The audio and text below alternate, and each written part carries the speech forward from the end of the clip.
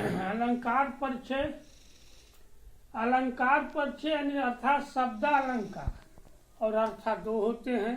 शब्द में मैं अनुप्रास और श्लेष अनुप्रास और यमक पढ़ा चुका हूँ, समझा भी चुका हूँ। अब कितना समझ में आया ये मैं नहीं जानता, क्योंकि न कोई टिप्पणी आती है न कोई कुछ लिख कर देता है। क्या कमियां हैं ये भी नहीं पता चल रहा है, लेकिन फिर भी चलने दीजिए। तो चलिए आज पढ़ते हैं श्लेष अलंकार। जहां एक शब्द की आवृत्ति, ये आवृत्ति माने आना, एक शब्द की आवृत्ति एक बार हो और उसके अर्थ एक से अधिक अर्थात दो या दो से अधिक हो, वहां श्लेष अलंकार होता है। श्लेष का अर्थ ही होता है चिपकना। एक ही में कई ठो चिपके रहेंगे, अब निकालना पड़ता है ऐसे ऐसे, जैसे बालों में जुए चिपक जाते हैं, ठीक उसी तरह। तो जहां एक शब्द की आवृत्ति एक बार हो, एक बार हो, एक ही बार हो, दो बार नहीं, और उसके अर्थ एक से अधिक अर्थात दो या दो से अधिक, चाहे कितने हो जाए, वहां श्लेष अलंकार होता है। उदाहरण के तौर पर देखिए, चिर जीवो जोरी जुरे क्यों न स्नेह गंभीर। अब इसको आधा आधा करेंगे। इसको अलग अलग करने के बाद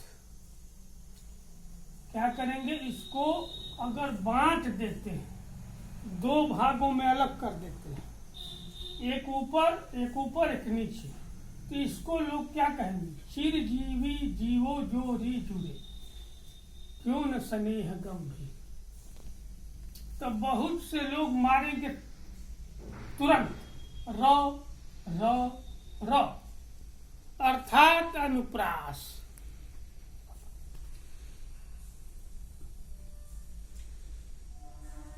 लेकिन ये कुछ और ही है, आगे बताएंगे, फिलहाल इसको जान लीजिए। ये देखिए, को घटिया वृषभानुजा वे हलधर के बीच, ये है श्लेष।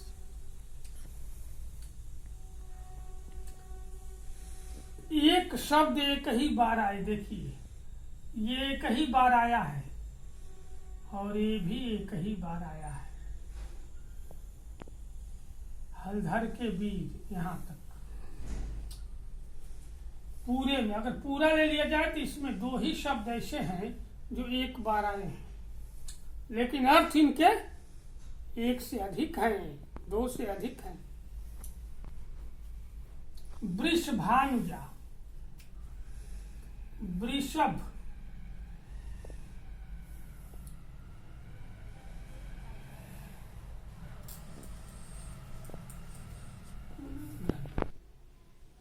तो देखिए वृषभ, वृषभान प्लस जा। फिर दूसरा देखिए, पहला दूसरा, वृषभ प्लस अनुजा, दो हो गया। हलधर, हल प्लस धर,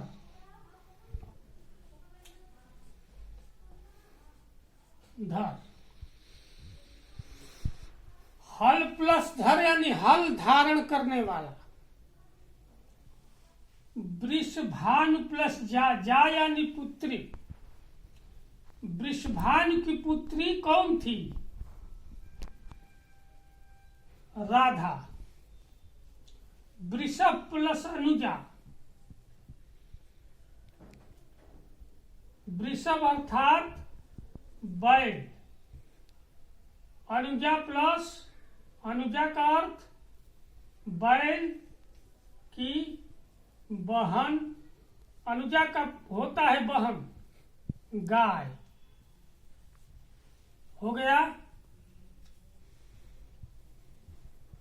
एक वृषभानुजा का मतलब अर्थ राधा, दूसरा वृषभानुजा का अर्थ बैल की बहन गाय।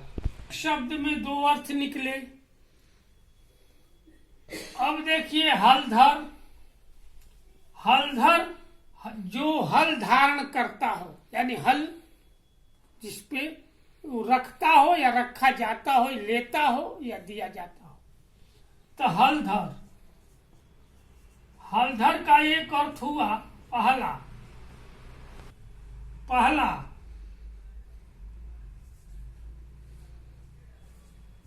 बैल, दूसरा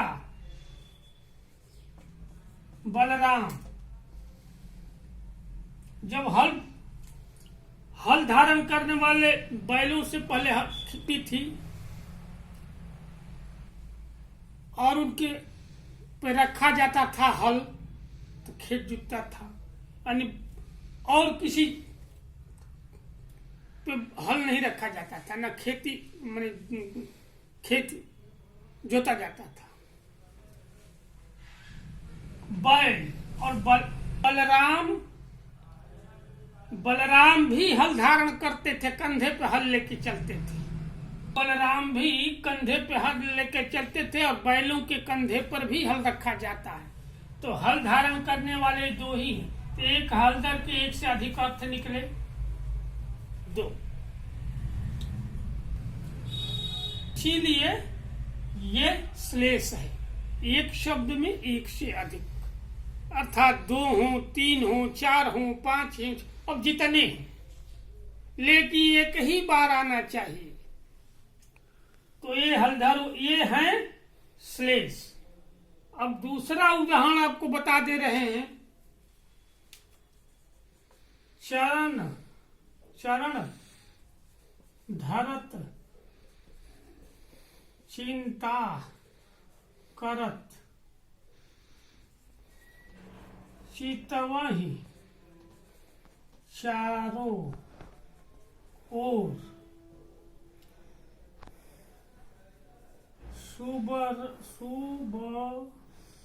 सुबरन को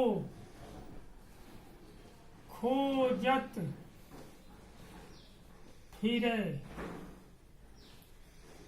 कभी व्यभिचारी चोर। अब देखिए इसको भी अलग कीजिए, दोनों को। अगर ऊपरी वाली पंक्ति को लेते हैं तो अनुप्रास बन जाएगा च च च छ, र र र र र, अर्थात एक दो तीन चार बार च आया है, एक दो तीन चार पांच बार र आया है। तो ऊपर वाला तो अनुप्रास हो जाएगा अगर अलग करेंगे तो। एक पंक्ति दे दिया, दूसरी दे दिया अलग से, एक ही दोहे के, एक ही पद के दो पंक्तियां हैं, यहाँ और है तो यहाँ चोर है, पूरा तब होगा। आधा आधा दे दिया तो ये अनुप्रास बन जाएगा और ये बन जाएगा श्लेष। अगर इसका भी पूछ दिया कि ये क्या है, ये क्या है, तो दोनों में अंतर ये होता है। अब सुबरन का अर्थ देखिए, सुबरन के तीन अर्थ, स्वर्ण,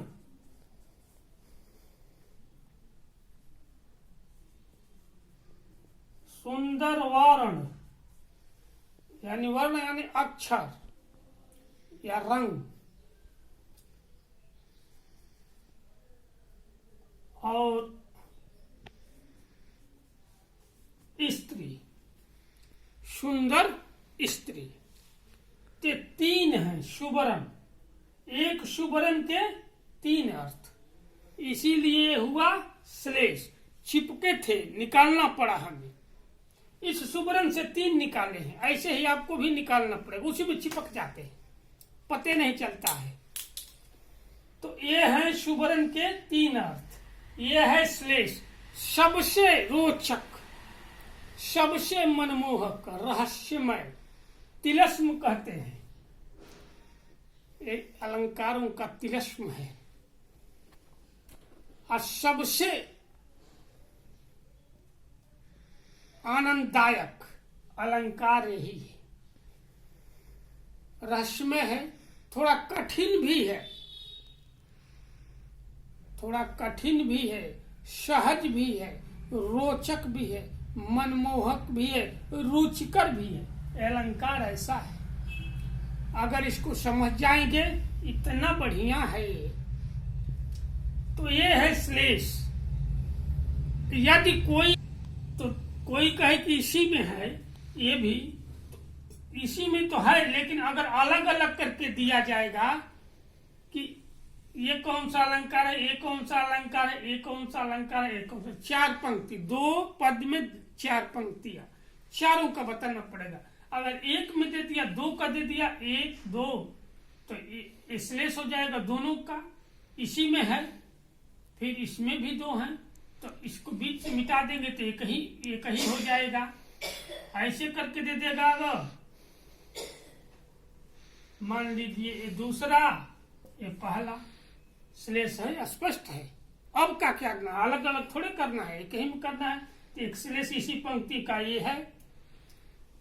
तो देखिए, शुभरन का अर्थ तीन। कवि क्या ढूंढता है?